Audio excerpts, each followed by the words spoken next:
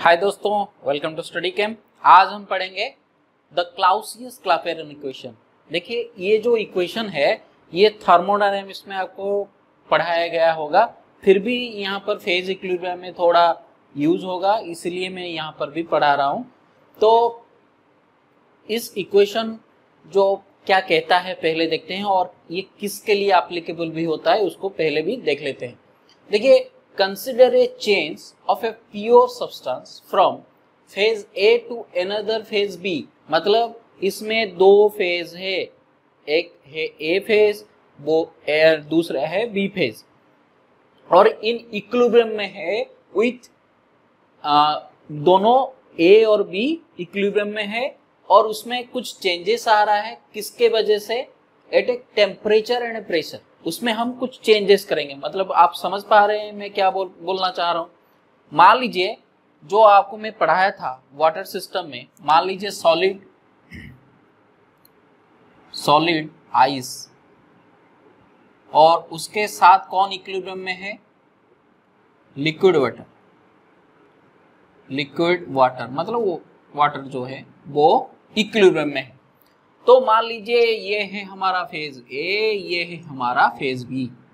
देखिए, ये दोनों जो सिस्टम है, ये दोनों जो फेज है ये इक्विलिब्रियम में है, और ये वही बात मैं बता रहा हूं यहाँ पर, ये इक्विलिब्रियम में है और इसमें कुछ प्री डिफाइंड टेम्परेचर होगा और प्रेशर होगा। मेरे बात समझ पा रहे हैं मैं इसको क्यों लिख रहा हूं, क्योंकि इस तरह का सिस्टम के लिए ही ये जो क्लाउसियस-क्लापेरन इक्वेशन अप्लाई होता है। और ये जो क्लापेरन इक्वेशन होता है ये पहला इक्वेशन है, और क्लाउसियस जो इक्वेशन होता है उसका इंटीग्रेटेड फॉर्म होता है, और इसीलिए दोनों इक्वेशन को मिलाकर हम बोलते हैं द क्लापेरन क्लाउसियस इक्वेशन। और अभी हम क्या करेंगे, if the temperature of the system is raised. अभी क्या करेंगे, इसी सिस्टम में मान लीजिए ए में हम क्या करेंगे, टेम्परेचर को रेज करेंगे। अगर टेम्परेचर हम रेज करेंगे, टेम्परेचर कहां से कहां तक रेज करेंगे, T टू dt, और dt होता है स्मॉल चेंज।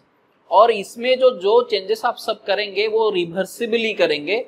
ये थर्मोडायनामिकल थोड़ा वर्ड है, व्हाट इज रिवर्सिबली, मैं थर्मोडायनामिक्स में पूरा डिटेल में बताऊंगा, फिर भी आप जान लीजिए ये रिवर्सिबली करेंगे ताकि उसका इक्विलिब्रियम जो है, इसमें जो इक्विलिब्रियम है वो डिस्टर्ब ना हो, ये इक्विलिब्रियम जो है वो डिस्टर्ब ना हो। और अगर मैं टेम्परेचर में चेंज कुछ करूंगा तो इक्विलिब्रियम को मेंटेन करने के लिए वो सिस्टम क्या करेगा, उसका प्रेशर में भी थोड़ा चेंज आ जाएगा। तो प्रेशर में चेंज जो आया P से वो dP से चेंज हो जाएगा, P टू dP चेंज हो जाएगा। अभी हम क्या करते हैं, ये जो दोनों सिस्टम है उसका गिब्स फ्री एनर्जी को देखते हैं कि गिब्स फ्री एनर्जी कैसे चेंज होता है। देखिए, मान लीजिए इसमें जो सब्सटेंस है ए में, जितना सब्सटेंस है उसका पर मोल सब्सटेंस का गिब्स फ्री एनर्जी क्या है, Ga। और बी में जो पर मोल सब्सटेंस का गिब्स फ्री एनर्जी है Gb। समझ पा रहे हैं। तो अभी हम क्या करेंगे, अगर प्रेशर और टेम्परेचर में मैं पहले चेंज किया, अगर प्रेशर और टेम्परेचर में चेंज करूंगा तो गिब्स फ्री एनर्जी में भी चेंज होगा। तो Ga चेंजेस हो जाएगा Ga प्लस DGA को, और Gb में गिब्स फ्री एनर्जी जो चेंज हो जाएगा वो हो जाएगा Gb से DGB। अभी देखिए, अभी क्या होता है, अगर ये दोनों इसका गिब्स फ्री एनर्जी का जो चेंज होता है, देखिए ये दोनों सिस्टम अगर इक्विलिब्रियम में है, आप पहले भी पढ़े होंगे कि गिब्स फ्री एनर्जी एक इक्विलिब्रियम सिस्टम में वो क्या होता है, change in Gibbs free energy क्या होता है, 0 होता है। Change in Gibbs free energy एक इक्विलिब्रियम सिस्टम में 0 होता है। तो अगर change in Gibbs free energy 0 होगा, वो कैसे हो सकता है, अगर इस दोनों का चेंज जो हुआ वो इक्वल होगा। ये दोनों का जो चेंज होगा वो अगर इक्वल होगा तभी इक्वल हो सकता है।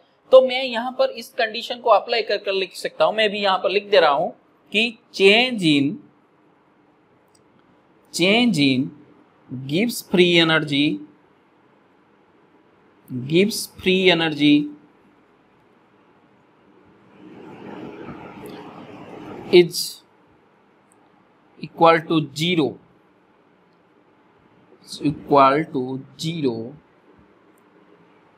for a system in equilibrium. तो यहाँ पर जो दोनों फेज अगर इक्विलिब्रियम में है उनका गिब्स फ्री एनर्जी भी 0, change in Gibbs free energy भी 0 होना चाहिए।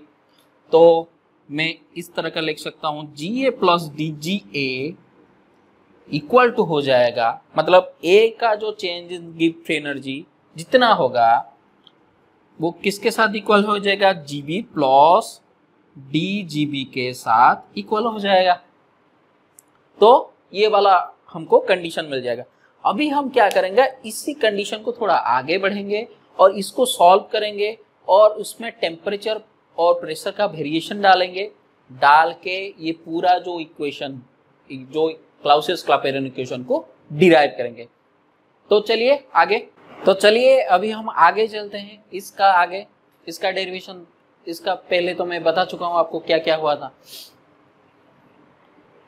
तो चलिए उसका आगे चलते हैं। अभी इस इक्वेशन का आगे देखिए, इस इक्वेशन का आगे चलने के लिए हमको एक थर्मोडायनेमिक्स डेरिवेशन का जरूरत पड़ना वाला है। देखिए आप जाने होंगे dg इक्वल टू होता है, मतलब change in Gibbs free energy होता है v dp minus s dt, मतलब वॉल्यूम, यहाँ पर चेंज इन प्रेशर और एंट्रोपी, और ये जो dt होता है चेंज इन टेम्परेचर के साथ इक्वल होता है। देखिए ये कहाँ से आया, अगर उसका डेरिवेशन आप करेंगे तो मैं यहाँ पर कर देता हूँ, आप पहले भी जाने होंगे। देखिए आप जानते हैं गिब्स हेल्महोल्ट्ज इक्वेशन क्या कहता है, G equal to H minus T delta S, TS मान लीजिए, डेल्टा हमारा यहाँ पर कोई पर नहीं है, तो G equal to H minus TS, ये गिब्स हेल्महोल्ट्ज इक्वेशन है। मैं यहीं पर भी लिख देता हूँ, इसको बोलते हैं गिब्स हेल्महोल्ट्ज इक्वेशन। अगर इसमें हम डेरिवेटिव ले लें तो dg इक्वल टू क्या हो जाएगा, dh माइनस t ds। इस तरह का डेरिवेटिव मैं पहले कर चुका हूं। पहले एक को कांस्टेंट रखकर दूसरे को वेरिएबल लेते हैं और फिर उसके बाद उसको भी डेरिवेटिव कर देते हैं। तो t यहाँ पर t कांस्टेंट हो गया तो t ds हो गया, माइनस फिर s कांस्टेंट हो गया, dt हो जाएगा। तो अभी हम क्या करेंगे, देखिए इस वाला जो पार्ट है हमको मिल जा रहा है वहां पे, और इसी में भी हम कुछ इसी में कुछ चेंज करना पड़ेगा हमको। तो क्या कर सकते हैं, देखिए H का मतलब क्या है, एंथैल्पी है, आप जाने होंगे। और एंथैल्पी कहाँ से मिलता है, जब इंटरनल एनर्जी से, मैं इंटरनल एनर्जी को यहाँ पर U डिनोट करता हूँ, कुछ बुक में E भी डिनोट करते हैं, तो आप कंफ्यूज मत होइएगा कि H equal to U plus PV। PV का मतलब क्या होता है, वर्क डन। PV का मतलब होता है वर्क डन। तो इसमें अगर फिर डेरिवेटिव निकालूं, DH equal to DU plus PdV plus VdP, ये हो जाता है। तो इसको लाकर मैं यहां से पुटअप कर दूंगा, तो ये हो जाएगा हमारा DU, DH के बदले में पुटअप कर रहा हूं, DU plus PdV plus VdP minus, ये हो गया माइनस, ये उसको अलग साइड में मैं ब्रैकेट में रख रहा हूं ताकि आप कंफ्यूज ना हो। तो ये हो जाएगा TdS minus SDT minus SDT, ये हो जाएगा।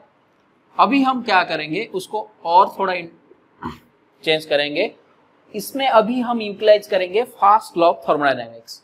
देखिए फास्ट लॉ ऑफ थर्मोडायनेमिक्स आपको क्या कहता है, du plus PdV equal to क्या होता है, dq होता है। आप फास्ट लॉ ऑफ थर्मोडायनेमिक्स भी जाने होंगे। यहाँ पर मैं लिख देता हूँ u equal to q plus w होता है। ये है फास्ट लॉ ऑफ थर्मोडायनेमिक्स, ये है फास्ट लॉ ऑफ थर्मोडायनेमिक्स। तो ये हो गया हमारा फास्ट लॉ ऑफ थर्मोडायनेमिक्स। अभी हम क्या करेंगे, जो du प्लस PdV है उसके बदले dq डाल देंगे और ये हो जाएगा, अभी क्या बचा वहां पे, VdP माइनस TdS और उसके बाद SdT, ये बच जाता है। अभी आप और एक भी रिलेशन उसमें डाल सकते हैं। देखिए हम इस वाले फॉर्म में लाने के लिए कोशिश कर रहे हैं। तो आप जाने होंगे एंट्रोपी का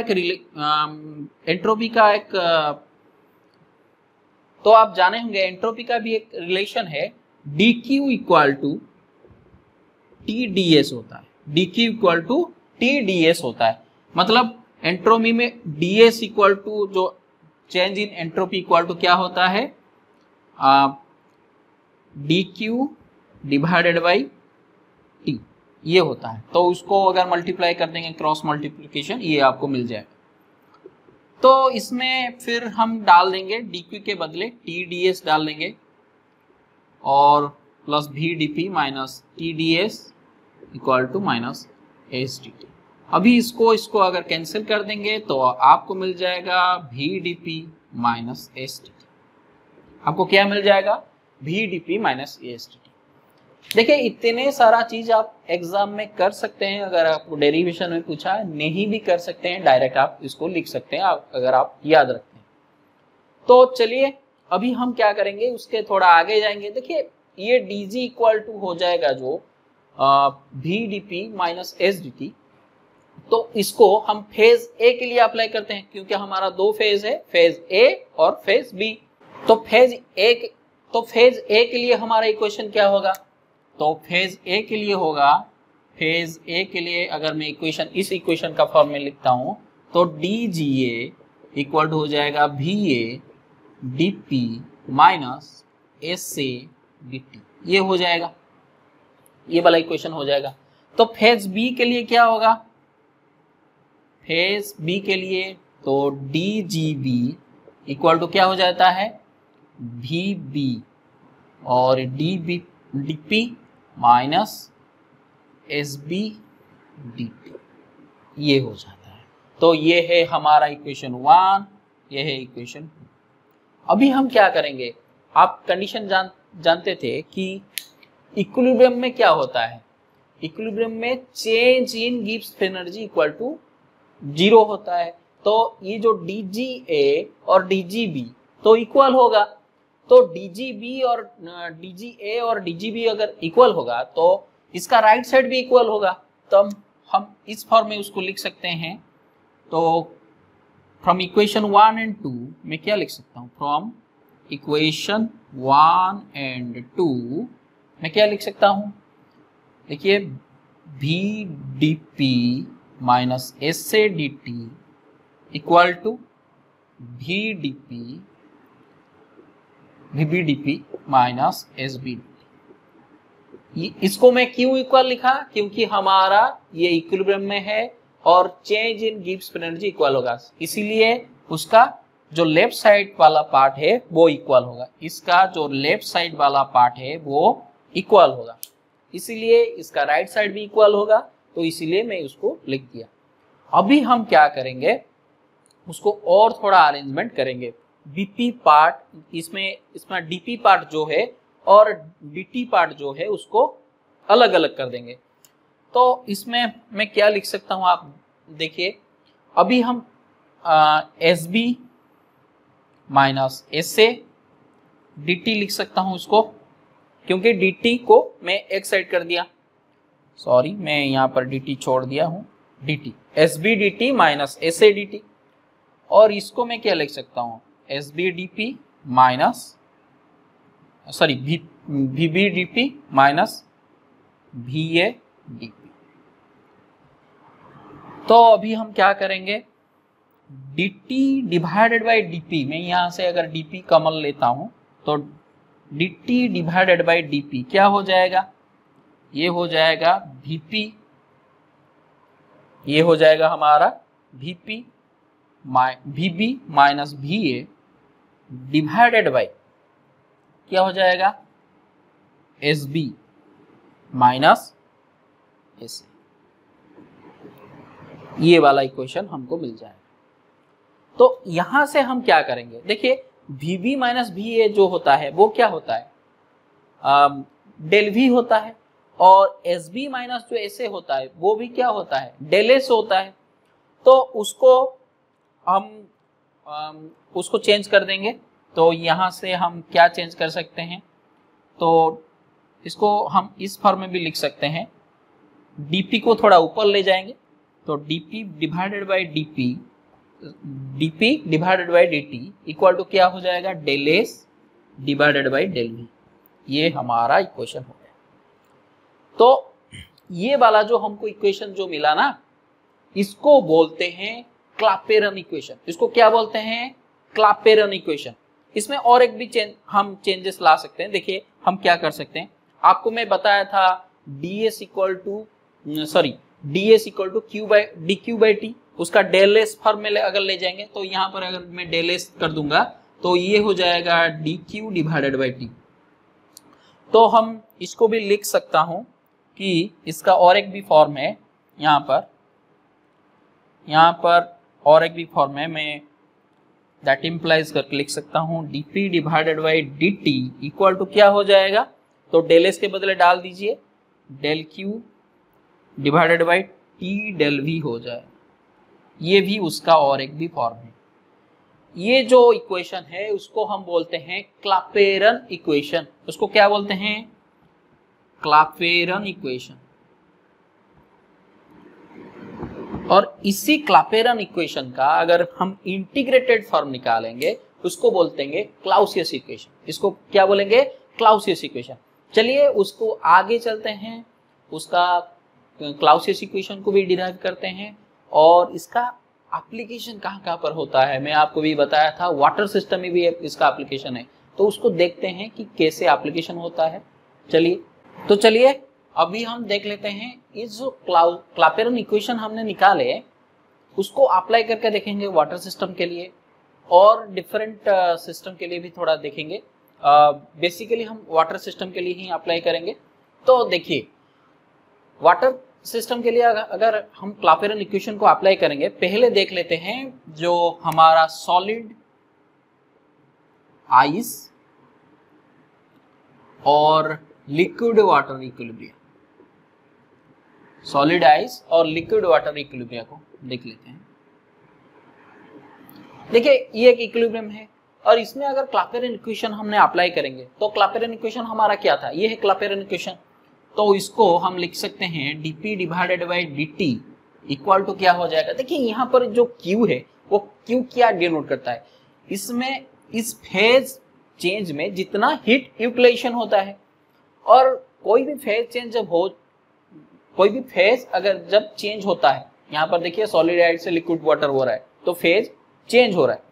तो फेज चेंज अगर इक्विलिब्रियम कंडीशन में रहता है तो इस Q को, इस जो हीट को हम रिप्लेस कर सकते हैं इसका एंथैल्पी टर्म से, उसका एंथैल्पी टर्म से। पूरे डिटेल में नहीं जाऊंगा क्यों रिप्लेस कर सकते हैं, सिर्फ आप याद रखिएगा। अगर थर्मोडायनामिक्स अगर थोड़ा पढ़ सकते हैं तो पढ़िए।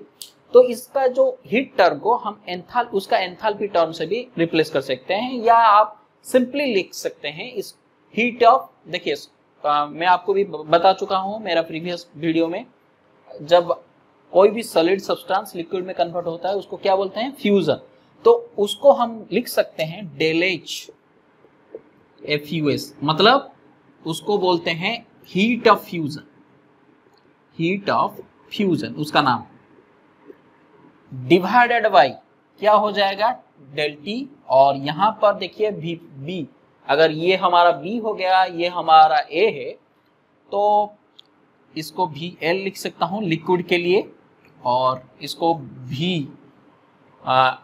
आइस के लिए हम लिख सकता हूं VS। ये लिक्विड होगा, मतलब volume of liquid minus volume of solid. तो इसमें देखिए ई वाला जो कर्व में वहां पर एक्सप्लेन किया था आपको, मैं पूरा डिटेल में मैं जानता हूं, वो अच्छी तरह से आप समझ नहीं पा रहे होंगे, तो थोड़ा देख लीजिए यहाँ पे। देखिए जब मैं एक्सप्लेन किया था तब मैं बोला था जब मैं प्रेशर बढ़ाऊंगा यहाँ पे, जब मैं प्रेशर यहाँ पे बढ़ाऊंगा तो क्या होगा, तो ये वाला कर्व यहाँ पे लोअर टेम्परेचर हो जा रहा है, मतलब जो आइस है उसका मेल्टिंग पॉइंट डिक्रीज कर रहा है। तो क्यों डिक्रीज कर रहा है, मैं तभी बताया था कि यहाँ पर डेंसिटी का प्रॉब्लम है। यहाँ पर क्या किसका प्रॉब्लम है, डेंसिटी का प्रॉब्लम है। देखिए मैं आपको भी पहले बोल चुका हूं, जो डेंसिटी ऑफ आइस होता है, जो डेंसिटी ऑफ आइस होता है वो लेस होता है किससे? लिक्विड से, लिक्विड वाटर से, लिक्विड वाटर से वो कम होता है। तो यहां पर डेंसिटी अगर आइस का कम हो और लिक्विड वाटर का ज्यादा हो, तो आप जानते हैं density is inversely proportional to volume, क्योंकि डेंसिटी क्या होता है? मास बाय वॉल्यूम होता है। तो density is inversely proportional to volume. तो वॉल्यूम क्या हो जाएगा? लिक्विड वाटर का अगर डेंसिटी इसका ज्यादा है तो इसका वॉल्यूम कम होगा, तो इसका वॉल्यूम ज्यादा होगा। तो मैं यहां पर भी लिख देता हूं, वॉल्यूम आइस ग्रेटर देन हो जाएगा लिक्विड वाटर से, लिक्विड वाटर से ग्रेटर हो जाएगा। अगर ये ग्रेटर हो जाता है, देखिए यहां पर लिक्विड वाटर का इस इक्वेशन पे उसको डाल दीजिए। यहां पर वॉल्यूम लिक्विड वाटर का क्या है? कम है, वॉल्यूम इस आइस का ज्यादा है, तो सॉलिड फॉर्म का ज्यादा है, यहां पर कम है। तो अगर कम से ज्यादा हम माइनस करेंगे तो ये माइनस में आएगा, फुल क्वांटिटी नेगेटिव में आएगा। और ये नेगेटिव अगर आएगा तो ये टोटल इक्वेशन अगर नेगेटिव में आएगा तो ये वाला भी इक्वेशन तो नेगेटिव में आएगा, क्योंकि ये इक्वल कैसे होगा? क्योंकि देखिए ये वाला अगर नीचे नेगेटिव में आता है तो ऊपर भी, यहां पर भी नेगेटिव में आएगा। तो ये नेगेटिव में इस equation dp by dt negative में आने का क्या मतलब है कि एक बढ़ेगा तो एक घटेगा, एक बढ़ेगा तो प्रेशर अगर यहां पर बढ़ रहा है तो टेम्परेचर क्या होगा? घटेगा। तो इसी वजह से वहां पर ऐसे हो रहा है। तो आप समझ लिए क्लाउसियस क्लैपेरन इक्वेशन से। तो और एक सिस्टम के लिए, और एक फेज के लिए हमको उसको अप्लाई करके देखते हैं, सिर्फ वही वाटर सिस्टम में। अगर मैं उसको अप्लाई करता हूं लिक्विड वाटर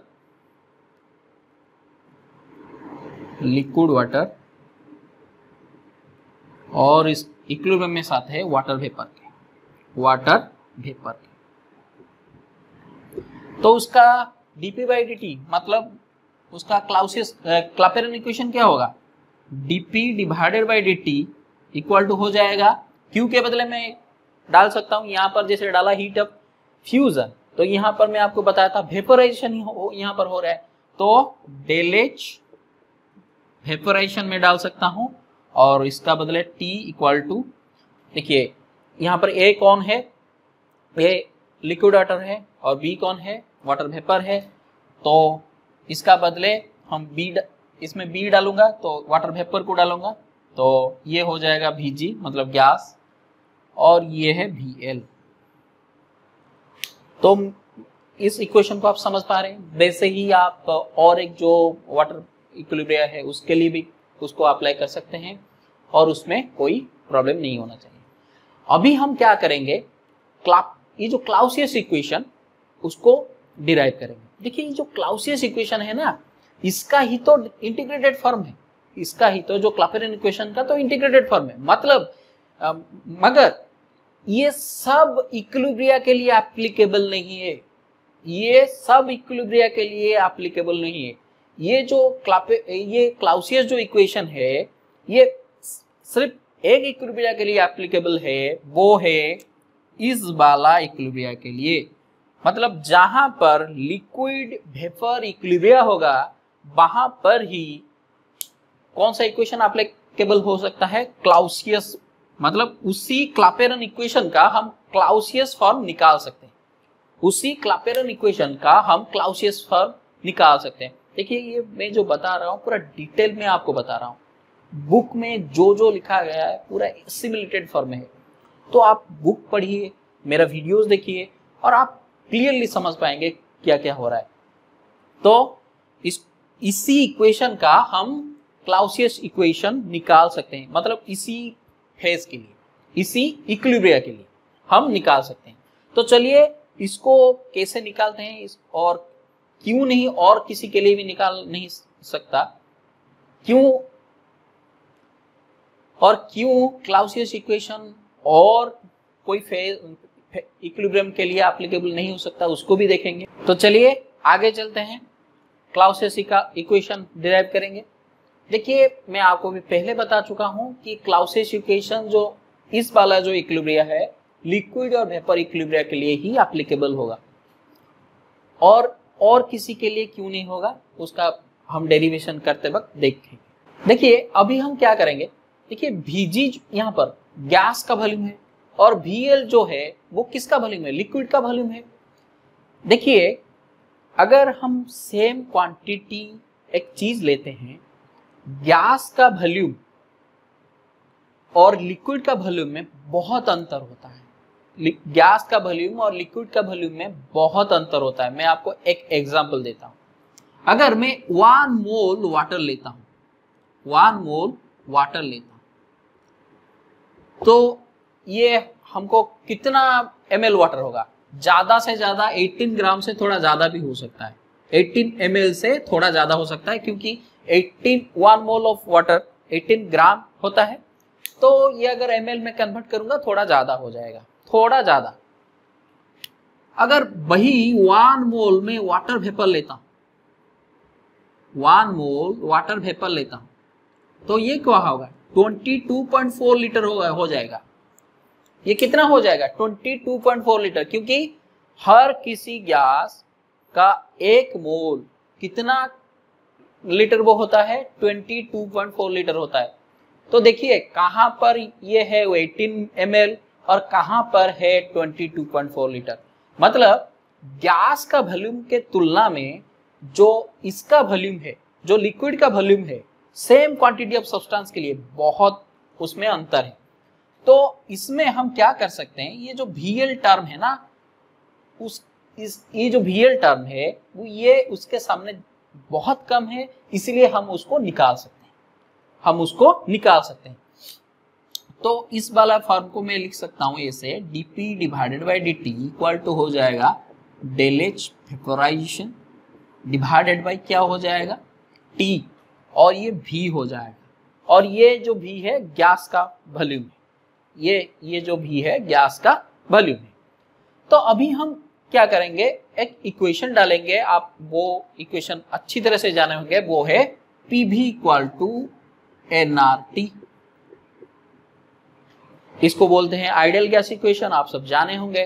तो अगर हम क्या करेंगे, इस PV इक्वल टू nRT में उसका वॉल्यूम का बदले हम क्या लिख सकते हैं, देखिए 1 मोल के लिए मैं लिख रहा हूं डायरेक्ट, तो n में यहां पर हटा दे रहा हूं, तो RT डिवाइडेड बाई P हो जाएगा। और इसको अगर यहां पे मैं डाल दूंगा, इसको अगर मैं यहां पे डाल दूंगा, तो ये क्या हो जाएगा, del H vaporization divided by T, और उसमें V के जगह RT डिवाइडेड बाई P हो जाएगा, ये हो जाएगा।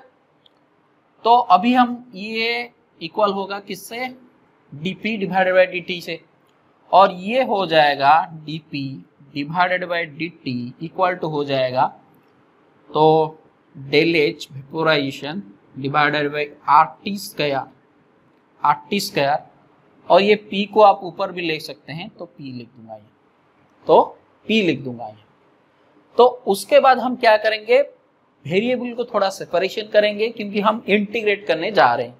देखिए ये P यहाँ पर आना चाहिए और ये जो dt यहाँ पर जाना चाहिए। तो क्या करेंगे अभी, देखिए dp डिवाइडेड बाई P, और यहाँ पे मैं लिख सकता हूँ del H vaporization divided by RT square, ये dt हो गया। देखिए सब वेरिएबल का सेपरेशन अभी हो गया। अभी हम क्या करेंगे, इंटीग्रेटिंग बोथ साइड्स,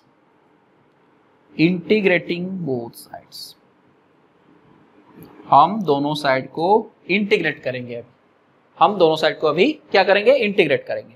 अगर मैं इंटीग्रेशन करूंगा तो क्या हो जाएगा, देखिए अभी और एक अजम्पशन हमको लेना होगा, ये जो डेल एच वेपोराइजेशन है उसको हमको कंस्टेंट मानना होगा। मान लीजिए ये कंस्टेंट टेम्परेचर पे हो रहा है, देखिए ये कंस्टेंट नहीं होता है, फिर भी हम उसको कंस्टेंट मानना पड़ेगा, नहीं तो हमारा क्या नहीं हो पाएगा, हमारा इंटीग्रेशन नहीं हो सकता। तो चलिए उसके बदले dp डिवाइडेड बाई p का इंटीग्रेशन क्या होता है, उसका इंटीग्रेशन होता है ln p। इसका इंटीग्रेशन क्या होता है, ln p होता है।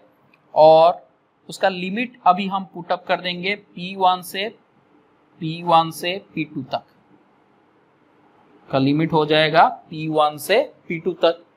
और अभी यहाँ पर हम क्या करेंगे, देखिए इंटीग्रेशन आपको अच्छी तरह से पता होगा, तो यहाँ पर डेल एच वेपराइजेशन को मैं बाहर लाता हूँ और R को भी बाहर लाता हूँ क्योंकि वो है गैस कंस्टेंट।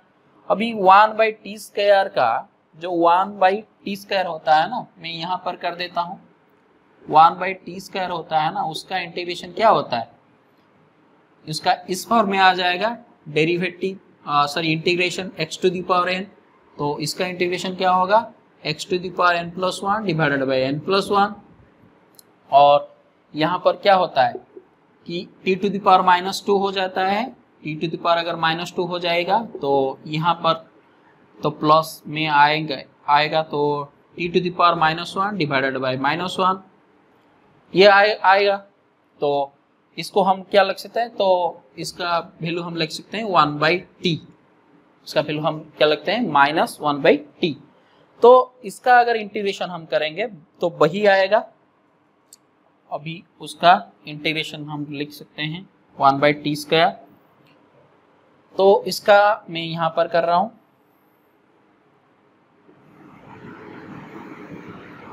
तो इसको अगर मैं यहाँ पर करूँगा तो ln P1 minus ln P2, sorry ये P2 आगे आएगा क्योंकि वो ऊपर लिमिट में है, ये P1 हो जाएगा और del H vaporization divided by R। और यहाँ पर जो t² का अगर इंटीग्रेशन करेंगे वो माइनस में आएगा और उसमें अगर लिमिट हम डाल देंगे तो लिमिट में ये आ जाएगा 1/t1 माइनस 1/t2। आप उसको करके देखेंगे, पूरा इजीली समझ पाएंगे, कोई उसमें प्रॉब्लम नहीं है क्योंकि ये t2 आगे आ जाएगा माइनस पे और फिर हम माइनस पे अगर आएगा ये पॉजिटिव में आ जाएगा, 1/t1 पॉजिटिव पे आ जाएगा। तो यहाँ ये था, तो इसको अगर थोड़ा सिंप्लीफिकेशन कर दूं, ln a minus ln b equal to होता है ln a/b। मैं आपको पहले भी बता चुका हूं मेरे पिछले लेक्चर्स में। तो ln P2 divided by P1 ये हो जाएगा del H vaporization divided by R और यहाँ पर हो जाएगा 1/t1 माइनस 1/t2। ये जो इक्वेशन होता है इसको हम बोलते हैं क्या, क्लाउसियस इक्वेशन। मतलब इसको पूरा मिलकर भी बोला जाता है Clausius Clapeyron equation, Clapeyron Clausius equation, Clausius equation, ये वाला जो इक्वेशन है। और अभी आपको थोड़ा बता देता हूं इस वाला ही इक्विलिब्रियम के लिए ही क्यों एप्लीकेबल होगा। देखिए ये जो कंडीशन मैंने आपको बताया ना कि वाटर का वॉल्यूम, सॉरी ये गैस का वॉल्यूम और लिक्विड का वॉल्यूम में जितना अंतर है ना, और कोई अगर सिस्टम ले उतना अंतर नहीं बनता है, इसलिए और कोई सिस्टम के लिए इसका इंटीग्रेटेड फॉर्म हम निकाल नहीं सकते। फिर भी हम अलग अलग सिस्टम के लिए भी हम एप्लीकेबल कर सकते हैं, उसमें कोई प्रॉब्लम नहीं है। चलिए इस बेसिस पे आपको भी प्रॉब्लम पूछा जाएगा और P1 P2 का वैल्यू दिया होगा, R का वैल्यू दिया होगा, T1 का वैल्यू दिया होगा, T2 का वैल्यू दिया होगा, आपको एंथैल्पी ऑफ वेपराइजेशन पूछा होगा, एंथैल्पी ऑफ सब्लिमेशन पूछा होगा। तो इस वाला इक्वेशन में आप अप्लाई करके put the formula get the answer के टाइप के होता है, आप उसको आराम से कर सकते हैं। तो चलिए, और आज के लिए इतना ही, और अगली जो वीडियोस होगा हमारा एक सल्फर सिस्टम के ऊपर होगा। तो मेरे साथ जुड़ने के लिए धन्यवाद, और आप मेरे वीडियोस को लाइक करिए, अगर आपको अच्छा लग रहा है तो शेयर करिए अपने दोस्तों में, ताकि बाकी जो आपका फ्रेंड्स है वो बेनिफिट्स ले सकें। और खुश रहिए, हंसते रहिए। Bye bye.